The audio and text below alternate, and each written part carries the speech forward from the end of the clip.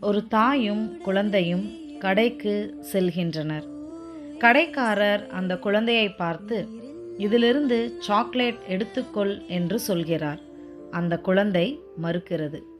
மீண்டும் கடைக்காரர் அந்த குழந்தையிடம் எடுத்துக்கொள் என்று உரிமையுடன் சொல்கிறார். அந்த குழந்தையோ மறுத்து விடுகிறது. அந்த கடைக்காரரே எடுத்து அந்த குழந்தைக்கு கொடுக்கிறார். வீட்டிற்கு செல்லும் வழியில் குழந்தையின் தாய், ஏன் கடைக்காரர் சாக்லேட் எடுத்துக்கொள் என்று சொன்னபோது எடுக்கவில்லை என்று கேட்டார். அதற்கு அந்த குழந்தை, நான் எடுத்தால் ஒரு சாக்லேட் தான் எடுப்பேன். ஆனால் இப்பொழுது கடைக்காரர் எனக்கு கை நிறைய சாக்லேட்டுகள் கொடுத்துள்ளார் என்று பதில் கூறுகிறது.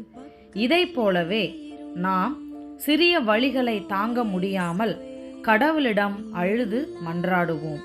மாறாக கடவுளிடம் ஒப்புக்கொடுத்து உன் சித்தம் போல் செய்யும் என்று கூறி அவரை சிக்கென பிடித்து கொண்டால் அவர் நம்முடைய எதிர்பார்ப்புகளுக்கும் அதிகமான ஆசீர்வாதத்தை பொழிவார்.